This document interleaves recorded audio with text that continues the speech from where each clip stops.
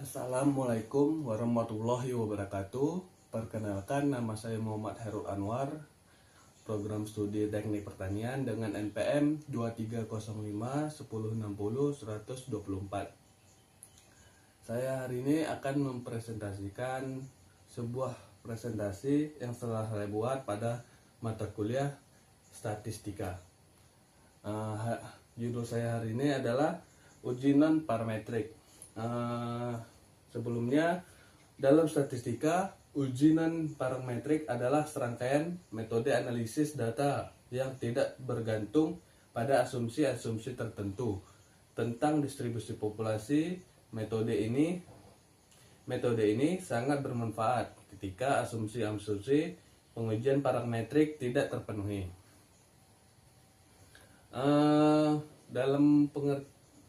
Dalam ujian parametrik itu ada 3 pengertiannya. Yang pertama, fleksibilitas.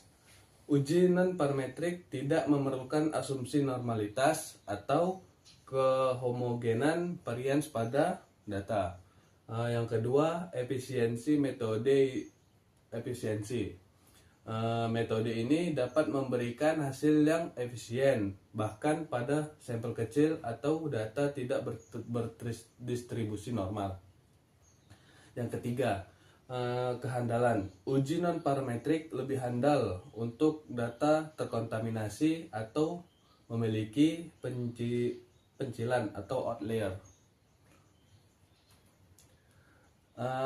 Asumsi uji non parametrik itu ada 4. Yang pertama, independensi. Independensi adalah pengamatan yang harus saling independen satu sama lain. Yang kedua, homogenitas. Varians dalam setiap kelompok harus homogen. Yang ketiga, kontinuitas. Variabel respon harus bersifat kontinu atau setidaknya berskala ordinal.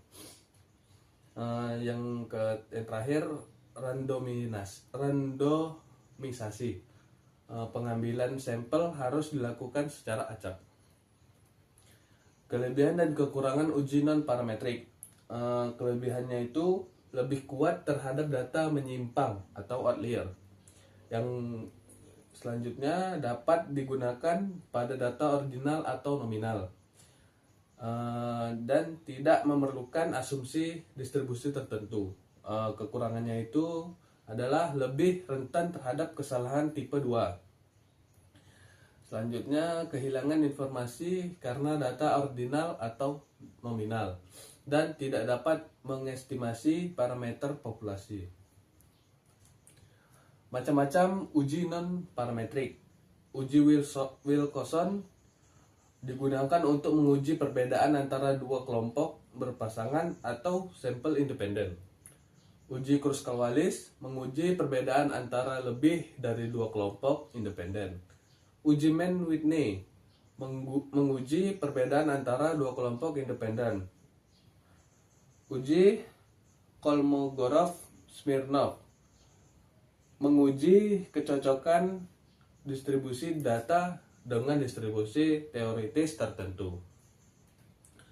Pengujian hipotesis dengan uji non parametrik itu ada 4. Yang pertama, rumuskan hipotesis. Tentukan hipotesis 0 atau HO dan hipotesis alternatif atau H1. Yang kedua, pilih uji statistik. Tentukan uji statistik non parametrik yang sesuai dengan tujuan dan skala data. Yang ketiga, hitung statistik uji. Lakukan perhitungan statistik uji berdasarkan data sampel yang ada. Yang keempat, interpretasi hasil. Bandingkan nilai statistik uji dengan nilai kritis atau nilai p-value untuk menarik kesimpulan. Interpretasi hasil uji non parametrik itu ada 3. Nilai p-value. Jika nilai p-value lebih besar level signifikasi, maka H0 ditolak. Jika p-value tidak lebih besar dari level signifikasi, maka H0 tidak dapat ditolak. Arah perbedaan uji non parametrik hanya dapat mendeteksi ada atau tidaknya perbedaan, tetapi tidak dapat mengidentifikasi arah perbedaan. Yang ketiga, ukuran efek. Uji non parametrik tidak dapat memberikan ukuran efek yang pasti, hanya dapat menunjukkan kekuatan efek secara relatif. Contoh kasus penggunaan uji non parametrik yang ketiga ada 3, yaitu hipotesis, apakah ada perbedaan kepuasan pelanggan antara cabang A, B, dan C. Yang kedua, analisis, menggunakan uji Kruskal-Wallis karena data kepuasan berskala ordinal. Yang ketiga, nilai p-value sama dengan 0,021 lebih besar 0,05, maka disimpulkan terdapat perbedaan signifikan kepuasan pelanggan antar cabang. Mungkin segitu saja yang dapat saya sampaikan. Lebih dan kurang saya mohon maaf, karena saya di sini pun masih belajar ya. Saya akhiri, wabillahi taufiq wal hidayah. Assalamualaikum warahmatullahi wabarakatuh.